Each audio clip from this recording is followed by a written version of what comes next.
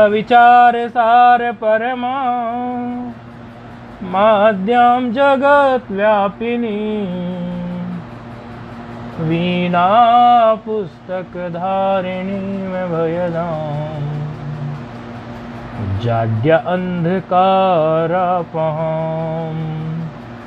हस्ते स्फाटिक मालिकां विदधतीं पद्मासने संस्थितां वन्दे तां परमेश्वरीं भगवतीं बुद्धिप्रदां शारदां येनाक्षरसमाम्नाय मधिगम्यो महेश्वरा कृत्स्नं व्याकरणं प्रोक्तं तस्मै पाणिनये नमः वाक्यकारं वररुचिं भाष्यकारं पतञ्जलिं पाणिनिं सूत्रकारं च प्रणतोऽस्मि मुनित्रयम् नत्वा सरस्वतीं देवीं शुद्ध्यां गुण्यां करोम्यहं पाणिनीये प्रवेशाय लघुसिद्धान्तकौमुदीम् ऐं ह्रीं ह्रीं ऐं ऐ औ छायावरट अयो छायावरट लं यमगणनं झबयो गणदश जबगणदश खफ चट चट तव कपयो शससर हल ती माहेश्वराणी सूत्राणि। आवाज स्पष्ट आ रही है आपको फोन पर, स्पीकर पर? ठीक। पूर्व के पाठ में हमने अर्वन शब्द का रूप सिद्ध किया था। ये अर्वन का अर्थ होता है घोड़ा, अश्व। बनता कैसे है? री गतौ धातु है, देखो गति अर्थ में है, हाँ? री गतौ धातु है, भवादि गण की है, परस्मयी पदी है।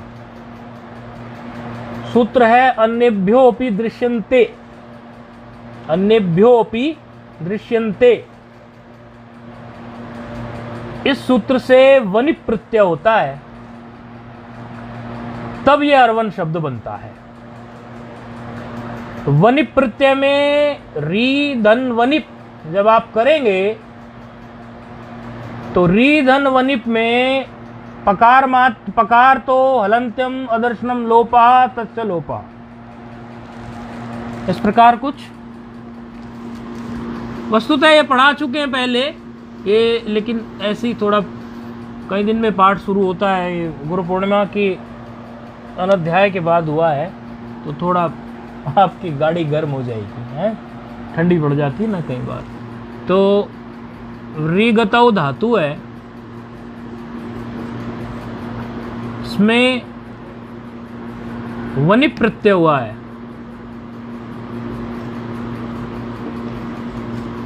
पकार हलंत्यम अदर्शनम लोपा तस्य लोपा, वो तीन सूत्रों का क्रम देख लेना आप, तीन सूत्र हैं वो लिख लेना। इकार उपदेशे अज, फिर वही तीन सूत्र बन जाते हैं। अदर्शनम लोपः तस्य लोपः, अनुबंध लोप होके वन मात्र शेष बचा, नकार हलंत है, वन मात्र शेष बचा।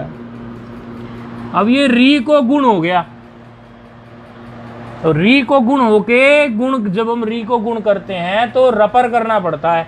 उरण रपरा से जब भी गुण करते हैं तो रपर करके करना पड़ता है, तो अर हो गया इसको गुण, और वन पर में है तो क्या बन गया? अरवन। हाँ, ये प्रश्न आपके मन में हो सकता है, जो विद्यार्थी पहली बार पढ़ रहे हैं अथवा जिन्होंने आगे के सूत्र नहीं पढ़े हैं, कि री को गुण हमने तो आद गुणा तो पढ़ा था, आद गुणा गुण करता है, ऐसा नहीं है। आगे बहुत सारे सूत्र ऐसे दिखाई पड़ते हैं जो पीछे हमने वृद्धि का पढ़ा, तो वृद्धि का केवल वृद्धि रादेश और वृद्धि रेची सूत्री वृद्धि को लेकर नहीं आते। ये वृद्धि रेची ही केवल वृद्धि नहीं करता, आगे भी वृद्धि करने के कई सूत्र, अभी तो आप वृद्धि करने जैसा आप देख के पहले भी आए हैं, आटश्च इत्यादि। तो इसी तरह गुण करने के भी सूत्र आपको मिलेंगे, वो प्रत्यय के कैसा प्रत्यय है उसके आधार पे करते हैं। आगे आएंगे सार धातुकार धातु खंड में, तो उसके आधार पे री को अर आदेश हो गया, री के स्थान पर अर बैठ गया और वन अरवन। तो ये अरवन घोड़े के लिए होता था।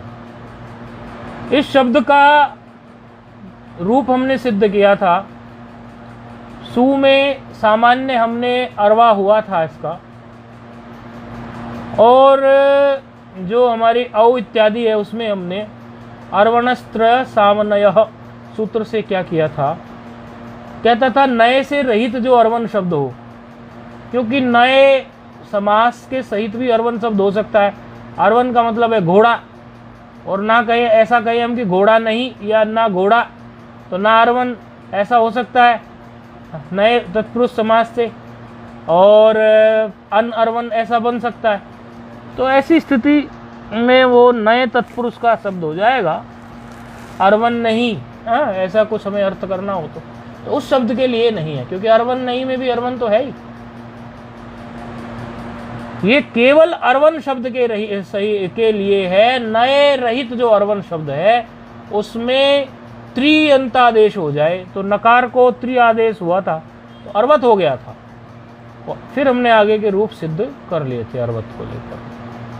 विशेष सूत्र उसमें लगे थे, क्योंकि अर्वत जो है उगित है, तो उगित अचाम सर्वनाम स्थानीय धातु नुम का आगम करने के लिए आ गया था।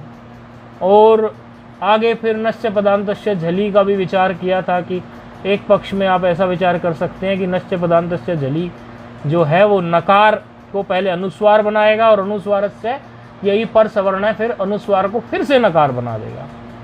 इसमें दोनों पक्ष आपको बताए थे, तो रूप सिद्ध हो गया था अर्वंतौ। इसी प्रकार अन्य विभक्तियों में भी रूप सिद्ध हो गए, अर्वंतः, अर्वंतम, अर्वंतौ। तो ये अर्वन शब्द के रूप हमने सिद्ध किए थे। विशेष कार्य यही था कि त्रि आदेश इसमें सु के होने पर हुआ था, तो वो हम लेके चले थे। तो उसी दृष्टि से हमने रूप सिद्ध किए थे।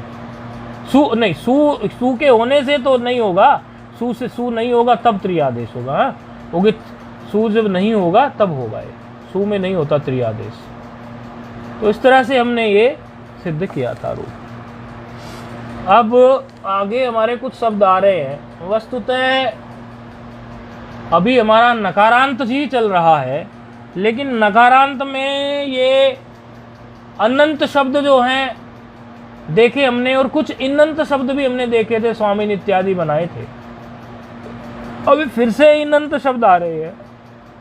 इनंत शब्दों में ही अर्थात इन हो जिनके अंत में, ऐसे शब्द जो हैं इनंत कहलाएंगे। तो इनंत शब्दों में ही हमारे कुछ शब्द आ रहे हैं। एक शब्द है पथिन, दूसरा है मथिन, और तीसरा है रिभुक्षिन। शब्द लिख दे रहे हैं। शब्द क्या है? इनंत हैं, ठीक है।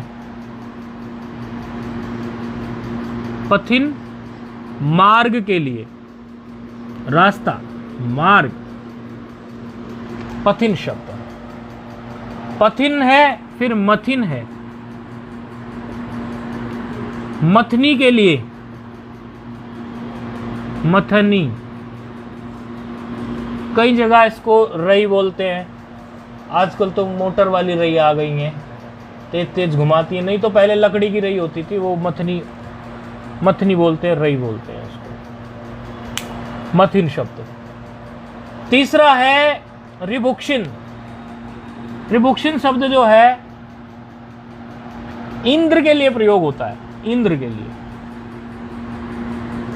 हाँ, रिभुक्षिन इंद्र के लिए प्रयोग होता है। इंद्र के बड़े नाम आ जाते हैं शास्त्र में, आप देखते हैं बहुत सारे नाम इंद्र के आते चले गए हैं।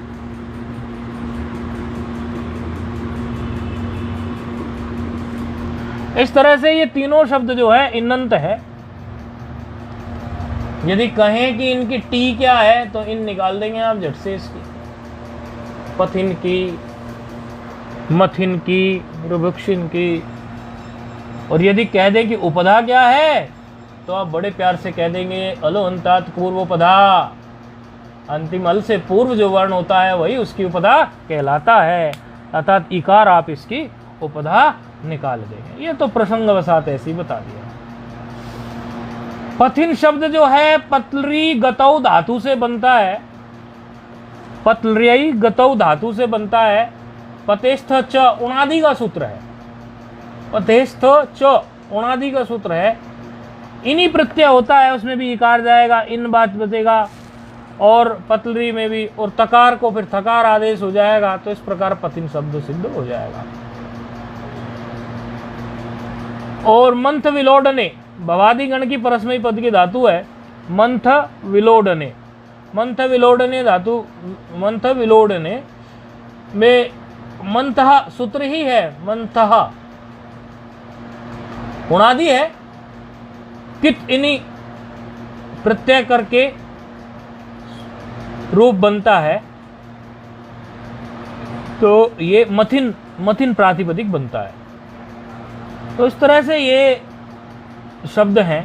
अब इनमें मथिन को ले लीजिए, पथिन को ले लीजिए, रिभुक्षिन को ले लीजिए, तीनों को ले लीजिए, 21 प्रत्यय आके खड़े हो जाएंगे, क्योंकि पहले तो इनकी प्रातिपदिक संज्ञा हो जाएगी और व्युत्पत्ति पक्ष में इनकी प्रातिपदिक संज्ञा हो जाएगी, और अर्थ भी इनका कुछ ना कुछ है, तो अर्थवत धातु और प्रत्यय से भी हो जाएगी। तो इनकी प्रातिपदिक संज्ञा होने के बाद में 21 प्रत्यय स्वजस मोट षष्ठाभ्याम भी आके खड़े हो जाएंगे। वहाँ पर क्योंकि ज्ञाप प्रातिपदिकात प्रत्यय परश्चय का अधिकार चल रहा है, अब उन 21 प्रत्यय में से सुपहा सूत्र जो है उनकी प्रत्येक त्रिक की एक वचन, द्विवचन, बहुवचन संज्ञा कर देगा, और द्वय की ओर बहुवचन, द्वय की ओर बहुवचने इसका क्या करेगा, एक वचन और द्विवचन प्रत्यय ले आएगा। तो प्रत्यय आ जाएगा पथिन धन सु और मथिन धन सु और रिभुक्षिन धन सु, और सु का बच गया सकार। ये तो आप जान चुके हैं। उपदेशे अजनुनासिकित अदर्शनन लोपः तस्य लोपः। इसके बाद में जब इनके सुमात्र शेष बचेंगे तो इन 3 सूत्रों के लिए ही, इन 3 प्रातिपदिकों के लिए ही विशेष सूत्र बनाया गया है। केवल इन 3 प्रातिपदिकों में काम करता है। तो सूत्र जो इन 3 प्रातिपदिकों में कार्य करता है प्रस्तुत हो रहा है। जैसे बोलते हैं ना, राजाधिराज आ रहे हैं, सूत्र तो, सूत्र की तुलना तो, राजा तो क्या है सूत्र के सामने, ये तो वेदांग है, ये तो पाणिनि जी ने इसको प्रकट किया, तो राजा क्या है इसके सामने, तो अनेकों राजा नतमस्तक है। तो प्रस्तुत हो रहा है, आ रहा है कह दें तो और भी ज़्यादा स्वागत हो सूत्र का, तो उसमें भी कोई बुराई हम तो समझते नहीं है। तो सूत्र प्रस्तुत हो रहा है। पथि मत्सिरी बुक्षामात, पथि मत्सिरी बुक्षामात, पथि मत्सिरी, मत है उसमें मथिन का, मत्स्य और रिकार त्रिभुक्षिन का, पथि मत्सिरी बुक्षामात।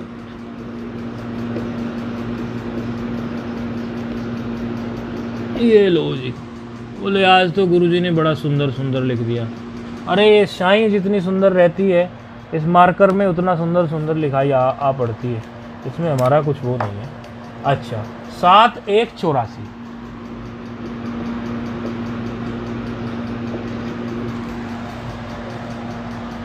पद देख लेंगे। हमारा वही एक तरीका है, सबसे पहले हम सूत्र छेद करते हैं और सूत्र छेद करने से हम फिर उनके पदों को अलग अलग देख लेते हैं। तो पथि मत्सिरी भुक्षाम एक पद है, पथि मत्सिरी भुक्षाम एक पद है, ये यहाँ तक ये एक पद है। षष्ठी का पद है, षष्ठी बहुवचन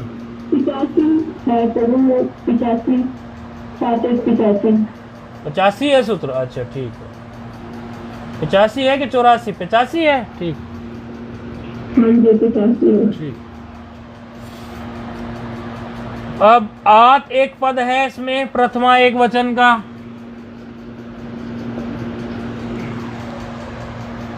द्विपदी है, 2 पद है सूत्र में। क्या कह रहा है सूत्र?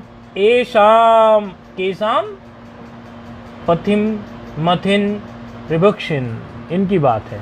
ये शाम मतलब क्या, इनको, किनको, के शाम किनको, बोले पथिन मथिन और ऋभुक्षिन को। क्या हो जाए, बोले पथिन मथिन तथा ऋभुक्षिन को सु परे यदि हो, सु की स्थिति आई थी, सु परे यदि हो तो आकार अंतादेश हो जाए। आकार तो स्थिति क्या थी, पथिन धन सु, सु का सकार बचा, मथिन मक्खन की याद आ जाती होगी मथिन से, सु सकार बचा, ऋभुक्षिन ऋभुक्षिन सकार, आदेश क्या कर रहे हैं इसको, आकार आदेश कर रहे हैं, आत आकार आदेश कर रहे हैं उसको, ध्यान रखना। आत प्रथमा एक वचन है। आत जो है ये आकार की पंचमी नहीं है। आप ये मत समझना कि ये आकार की पंचमी है, क्योंकि आकार की पंचमी भी आत ही बनेगी ना, रामात, कृष्णात, वो नहीं है, देवात, इस तरह का नहीं है। आत जो है ये तपरकरण हो गया इसमें, तो तपरकरण होने से वो आ को जब तपर करोगे तो आत हो जाएगा, तो उसी से फिर स्पष्ट बोधन हो जाता है। तपरकरण का कार्य क्या होता था, स्पष्ट बोधन के लिए होता था कि अब ये केवल आ की बात करेगा, तो ये आ की बात कर रहा है। ठीक है, बातें छोटी छोटी है, कई बार ध्यान से निकल जाती है। तो आकार आदेश हो जाएगा। आकार आदेश कहाँ आगे बैठ जाएगा, बोले ठीक है अंतादेश है तो बैठा दो, आकार को नकार के स्थान पर बैठ गया, नकार के स्थान पर आकार बैठ गया। ठीक है, बोले बड़े अच्छा हुआ गुरुजी, ये तो हमारी प्यारी प्यारी पड़ी हुई संधि याद आ गई हमें। बोले क्या, इको अणची आ गई याद यहाँ पर तो, लेकिन इको अणची को बाध देगा यहाँ सूत्र। कोई और सूत्र प्रकट हो रहा है, कोई अन्य सूत्र, विधि सूत्र प्रकट हो रहा है। ये भी विधि सूत्र ही था, पथि मत श्री भुक्षामात, और अभी जो सूत्र प्रकट हो रहा है वह भी विधि सूत्र ही है। सूत्र के कई प्रकार आप लोगों को बताए थे, तो उनमें विधि सूत्र भी एक प्रकार है। तो अभी अगला सूत्र ऐसी स्थिति में प्रकट होने जा रहा है। इतोत सर्वनाम स्थाने, इतोत नहीं है, इतोत। ये जो अवग्रह चिन्ह हम लगाते हैं, इसको आकार ना ही बोले तो ही बड़ा अच्छा। हाँ, इतोत बोल दें डायरेक्ट, कनेक्ट सा करके, क्योंकि पहले बताया था एक बार कि पाणिनि जी के पूर्व आचार्यों ने तो कभी ये अवग्रह चिन्ह लगाया ही नहीं। ये अवग्रह चिन्ह तो पाणिनि जी के बाद में ही प्रचलन में आया। शायद लोगों की बुद्धि जो है थोड़ी मलिन हो गई हो, उनको स्पष्ट बोधन ना हो पाता हो पदच्छेद करने में कि इता निकलेगा और अत निकलेगा, तो इसको देखते हुए बाद के आचार्यों ने इता और अत को जोड़ने के समय पर अत ही निकले, इसके लिए अवग्रह चिन्ह का उपयोग करना चालू कर दिया कि चलो बालक हैं, अभी बुद्धि उतनी सूक्ष्म नहीं है। तो पाणिनि जी के पहले ये नहीं होता था। तो यदि आप इसमें ये अवग्रह चिन्ह ना लगाएं तो भी ये सूत्र बिल्कुल ठीक है, ये पद बिल्कुल ठीक है। तो यदि नहीं लगेगा तो कैसे उच्चारण करोगे, इतोत ही करोगे कि नहीं करोगे? तो बस ऐसे ही समझो आप, इतोत सर्वनाम स्थान है। ठीक है, पद देख लेते हैं। इतः एक पद है, षष्ठी एक वचन। इतः एक पद है। इतः से इतो कैसे बना, इसके लिए आपको विसर्ग संधि में समझना पड़ेगा। ऐसा नहीं हो आगे पाठ पीछे सपाट। सुबंत पढ़ा रहे हैं, संधि भूल गए, संधि पढ़ा, सुबंत पढ़ा रहे हैं, संधि भूल गए, और तिंगंत पढ़ाएंगे तो सुबंत साफ हो गया, फिर कृदंत पढ़ाएंगे तो पीछे का साफ हो गया। ऐसे नहीं होना चाहिए। इतः और अत है तो किस किस सूत्र से ये इतो और अत ऐसे हुआ है, ये भी आपके मस्तिष्क में घूमना चाहिए, किस प्रकार ये हुआ है, विचार किया करो इस चीज में। ठीक है। इतोत सर्वनाम स्थान, इतः एक पद है, अत एक पद है, प्रथमा एक वचन, और सर्वनाम स्थाने एक पद है। सर्वनाम स्थाने तो आप जानते ही होंगे, इसमें तो आप झट से बोल देंगे कि सप्तमी है। 3 पद हो गए। अर्थ कर लेते हैं, क्या कह रहा है सूत्र? कह रहा है कि ये जो आपने पथि आदि की बात की, पथिन आदि की, अर्थात पथ्यादे, पथ्यादे मतलब क्या? ये पथि आदि, पथि आदि यदि हो और पथि आदि का आप बनाने लगे तो पथ्यादे रूप बनेगा कि नहीं बनेगा? इकार एकार हो जाएगा कि नहीं हो जाएगा? किस विभक्ति में हो जाएगा? विचार कर लेना। रूप सिद्ध करवाया है, किस सूत्र से हो जाएगा? विचार कर लेना। पथ्यादे अर्थात ये पथिन आदि, पथिन मथिन प्रभिक्षिन। अब ये आपके लिए असाइनमेंट दिया करेंगे हम संधि का, और जो रूप पूर्व में सिद्ध हो गए, जैसे अभी हमने बोला पथ्यादे, पथ्यादे किससे बन सकता है? पथि आदि से बन सकता है। आदि माना इकार है, उसमें इकार से एकार हुआ है, तो किस विभक्ति में ह्रस्व इकार रूप का एकार बनेगा, और वो किस सूत्र से बना था? एकार, इकार से एकार। ये विचार आपको करना है। पथ्यादे इकारस्य अकारः स्याद् सर्वनाम स्थाने परे। क्या कह रहे हैं? ये जो पथि आदि है, अर्थात ये जो 3 शब्द हैं, पथिन मथिन और रुभुक्षिन, इन शब्दों के इकारस्य, इकार के स्थान पर अकारः, अकार आदेश हो जाए, स्यात् मतलब हो जाए, सर्वनाम स्थाने परे, सर्वनाम स्थान पर में हो तो सर्वनाम स्थान तो पर में हो तो सर्वनाम स्थान संज्ञा तो इनकी होती ही है।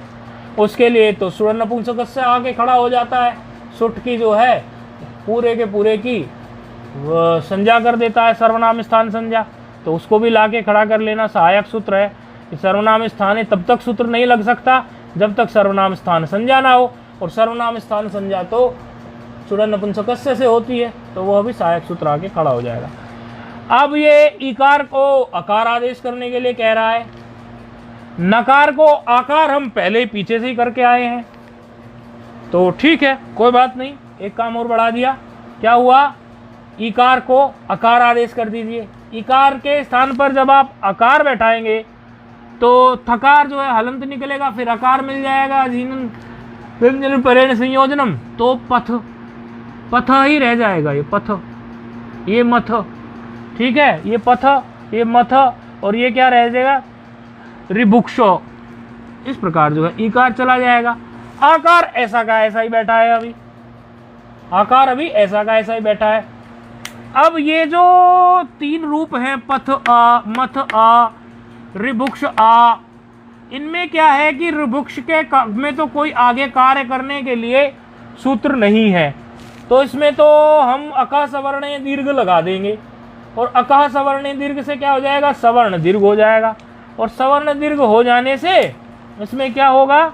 रिभुक्षास ऐसा, और सकार को रुत्व विसर्ग हो जाएगा, तो रूप क्या सिद्ध हो जाएगा इसका? प्रथमा एक वचन में रिभुक्षाहा। केवल इसी की बात हो रही है, हा?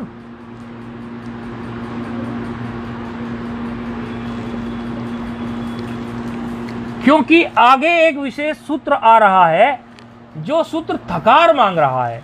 जिस शब्द में थकार बैठा हो उसके थकार को कुछ और परिवर्तन करने के लिए एक सूत्र आ रहा है, और चूंकि रिभुक्षा में रिभुक्ष जो हुआ उसमें थकार था ही नहीं, तो उसका रूप यहीं पे आप समझ लीजिए, सवर्ण दीर्घ होकर अका सवर्ण दीर्घ से रिभुक्षाहा प्रथमा एक वचन सिद्ध हो गया।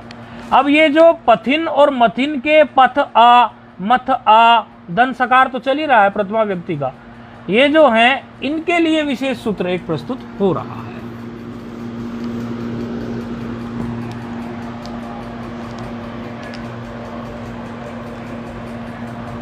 थोंथः, इसमें क्या है? थो नाक से बोलना है इसको, नकार को। थोंथ नाक से जब बोलेंगे नकार को तो हल्का सा आपको अकार जैसी फीलिंग आएगी, आप इसको नाक से बोलना नकार को। थोंथ थोंथ अकार जैसी फीलिंग आएगी, क्योंकि ये आदि नकार है, इसीलिए इसे नाक में ही बोलना पूरा, तभी इसका सही उच्चारण होगा। अच्छा, सूत्र संख्या है 7187।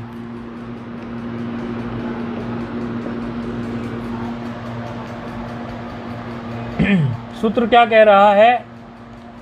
पथिमथोस। पथिमथोस का मतलब क्या? पथिन और मथिन की बात हो रही है। पथिमथोषस्थ, पथिमथोतस्थ नथादेशः सर्वनाम स्थाने। क्या कहना चाह रहे हैं कि पथिमथोस थस्य, ऐसा निकाल सकते हो आप इसको, पथिमथोस थस्य ऐसा, नथादेशः स्यात्, अर्थात पथिन और मथिन जो शब्द हैं इनके थस्य अर्थात थकार के स्थान पर नथ आदेश कर दीजिए, नकार और जोड़ दीजिए उसमें, तो कर दीजिए नथ आदेश को, तो क्या हो जाएगा? नथ आदेश यहाँ थकार के स्थान पर ना हो रहा जाएगा, एक ना और बढ़ गया यहाँ पर, तो एक हो गया पंथो, एक हो गया मंथो। सूत्र से, वर्तमान सूत्र से एक हो गया पंथो, एक हो गया मंथ। अब पंथ मंथ ऐसे जब इनको आप मिलाएंगे तो ये हो जाएगा, सका सवर्ण दीर्घ कर देंगे तो एक हो जाएगा पंथा, एक हो जाएगा मंथा, और जब उसमें सकार भी मिला देंगे तो एक हो जाएगा पंथास, एक हो जाएगा मंथास, और पंथास और मंथास में जब ऋतु विसर्ग कर देंगे तो प्रथमा एक वचन का रूप सिद्ध हो जाएगा, पंथाहा, मंथाहा मार्ग के लिए, और एक जो है मथनी के लिए।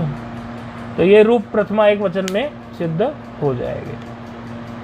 अब चलिए प्रथमा के द्विवचन में, प्रथमा के द्विवचन में पथिन धन औ, मथिन धन औ, ऋभुक्षिन धन औ, तीनों आ गया। पथिन धन औ,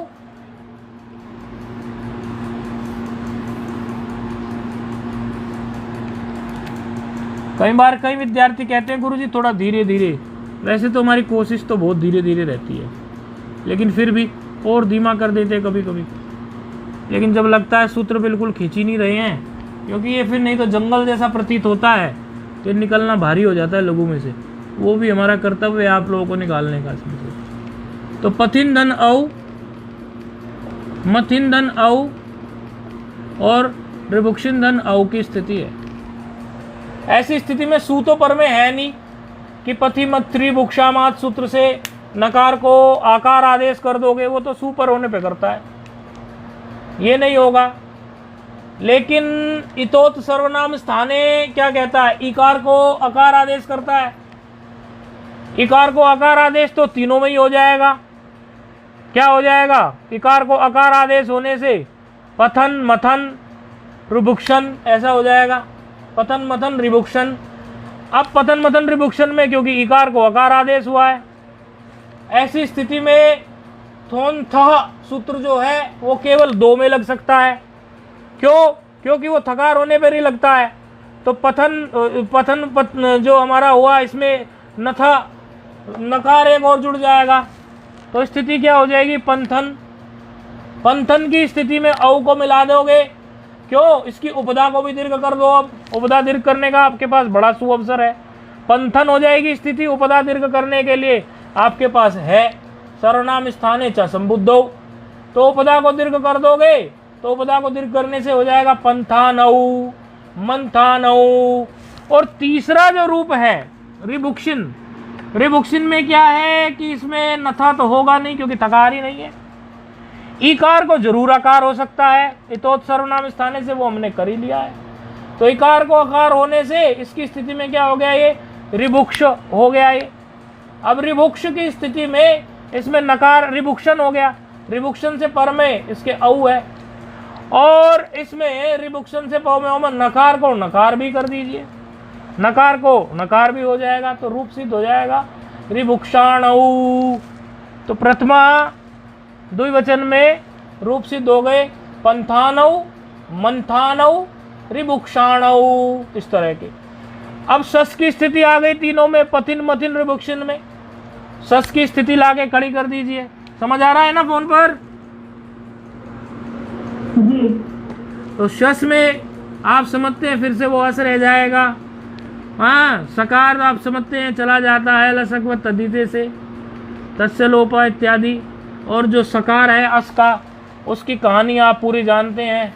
विभक्ति से, सूत्र से विभक्ति संज्ञा कर लेते हैं सुप्तिंग प्रत्यो की, और न विभक्तो तुष्मा से सकार का हलंत्यम जो भेज रहा था, उसको इत कर रहा था, उसका बाद हो जाता है। तो पथिन धनस सस्कास, मथिन धनस सस्कास, रिभुक्षिन धनस, ऐसी स्थिति आ गई। ऐसी स्थिति में सर्वनाम स्थान पर में है कि नहीं है? अम आउट सस रह गया है, सस से अस अम आउट, अच्छा अम आउट छूट गया। चलो अम का कर लीजिए। अम में कुछ खास कार्य था नहीं, इसलिए हमने अम में ऐसा बताया नहीं, और आउट में औ का पहले बनाई दिए। अम में कोई खास कार्य था नहीं, इसीलिए हमने बोला नहीं, तो कोई बात नहीं। अम की स्थिति में क्या हो जाएगा? पंथानम, मंथानम। हाँ, तो अम की स्थिति में इसलिए वहाँ क्या हुआ था? रिभुक्षाणम, ऐसे हो जाएगा। पंथानम उपदा दीर्घ हुई है, उपदा दीर्घ हुई है, और जो थकार वाले थे उसमें न और था, एक्स्ट्रा नकार हो गया है तो पंथान हो गया था, और मकार अमी पूर्व से पंथानम, हाँ मंथानम, और रिभुक्षा वाले में वो नकार भी हो गया है तो रिभुक्षाणम, ऐसे, इसलिए वो बताया नहीं। और औ में आपको पंथानऊ, मंथानऊ, ये सब आपको रिभुक्षाणऊ हो ही गया था, इसलिए शस में सीधे आ गए। तो शस का अस बचा, तो सर्वनाम स्थान तो है नहीं है, क्योंकि सर्वनाम स्थान तो सुट था केवल, और सुट से बाहर निकल गई बात। अब तो शस का अस रह गया, तो सर्वनाम स्थान है नहीं, तो इतोत सर्वनाम स्थान है तो यहाँ लगने वाला नहीं है, क्योंकि वो तो इकार को जो आकार बनाता था केवल सर्वनाम स्थान में बनाता था। सर्वनाम स्थान यहाँ है नहीं, तो वो सूत्र नहीं लगेगा। अच्छा, सर्वनाम स्थाने च संबुद्धौ, वो भी केवल सर्वनाम स्थान में ही उपदा को दीर्घ करता था, अर्थात यहाँ उपदा दीर्घ भी नहीं होगी, वो भी कट गया। तो आगे जो है फिर ऐसी स्थिति में एक विशेष सूत्र आ रहा है, वो सूत्र बाकी का काम बना देगा। भस्य टेर लोपः, भस्य टेर लोपः, भस्य टेर लोपः। टी की बात करेगा कुछ, देखो टे आया है इसमें, भस्य टेर है, हमने इसको भस्य टेर लोपः। 7 1 कितना है? भस्य टेर लोपः 88 87 88।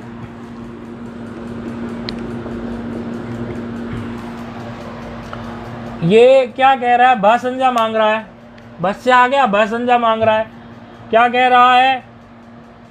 भ संज्ञकस्य पथ्यादे, पथ्यादे का मतलब क्या है? उन्हीं की बात हो रही है, अभी जो तीनों की बात चल रही है।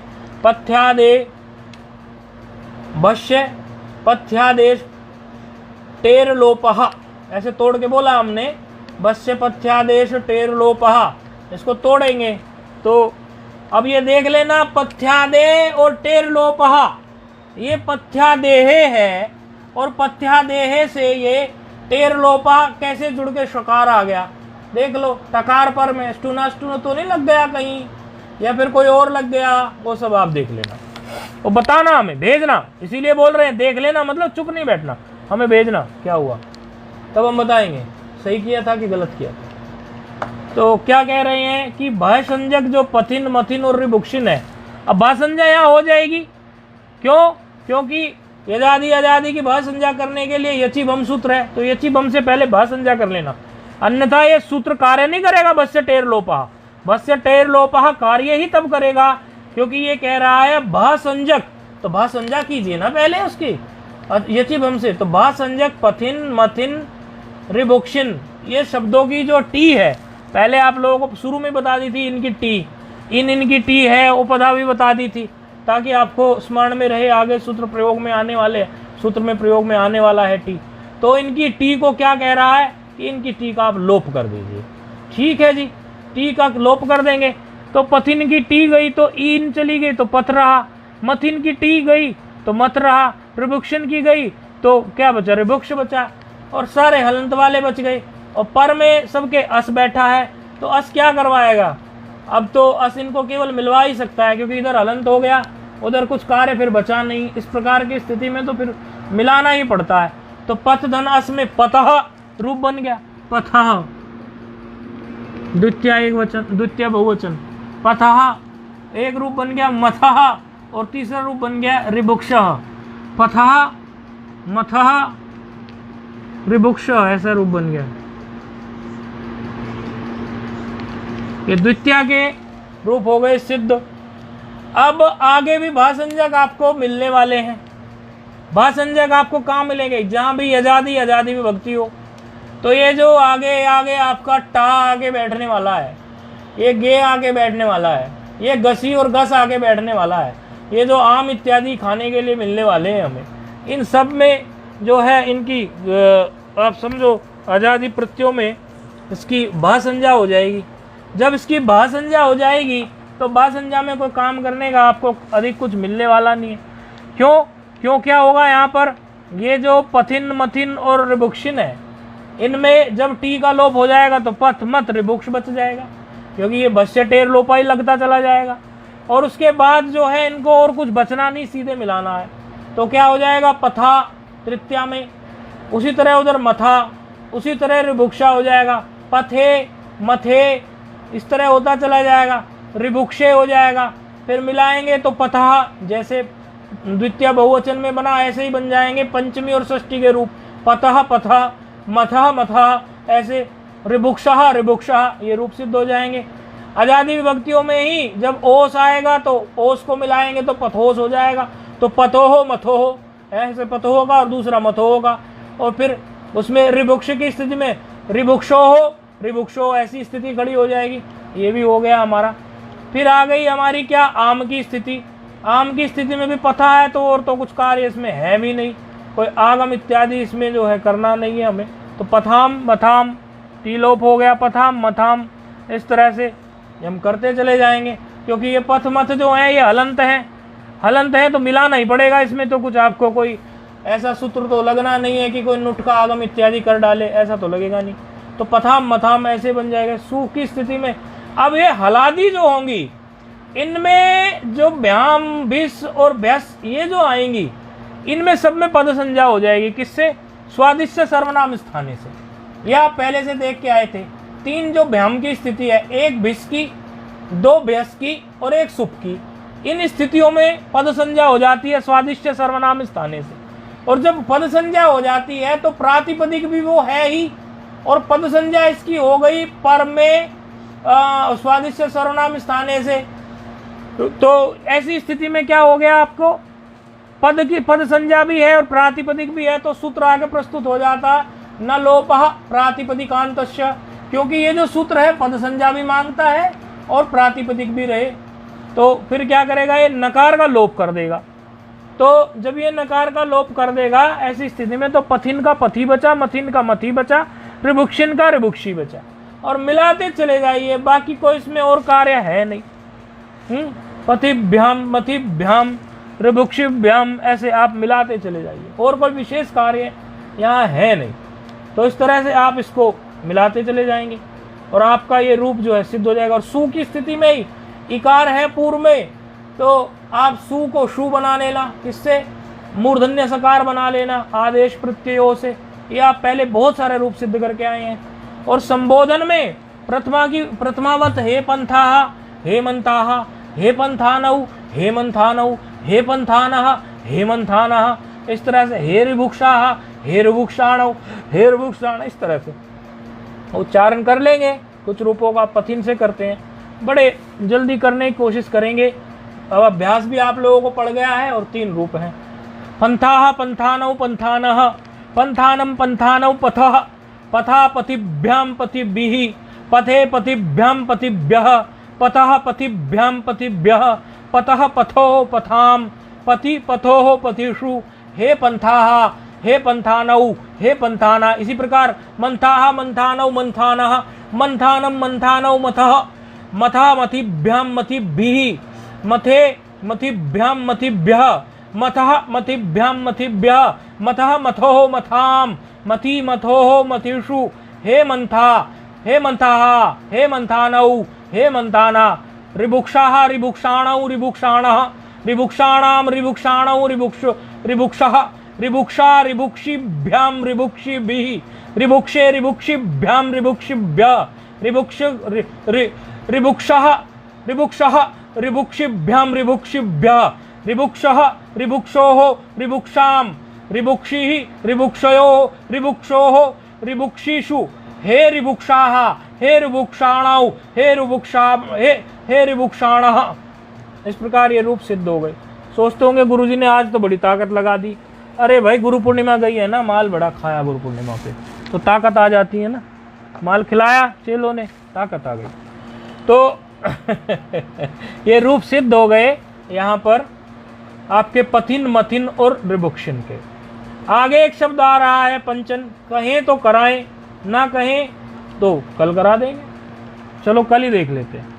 ओम पूर्णमदः पूर्णमिदं पूर्णात् पूर्णमुदच्यते पूर्णस्य पूर्णमादाय पूर्णमेवावशिष्यते। ओम शांति शांति शांति। ये जो संधि बीच बीच में आपको बताई हमने 2-3, ये संधि हमें लिख के भेज देना, इसीलिए थोड़ा आगे का नहीं कराया, पीछे का भी थोड़ा कराया। ये सब रूप सिद्ध करिए, और ये संधि बीच बीच में जो आती हैं सूत्र में, वो सारी संधि आपको अच्छी तरह से प्रकट हो जानी चाहिए, प्रस्तुत हो जानी चाहिए। चलो ओम।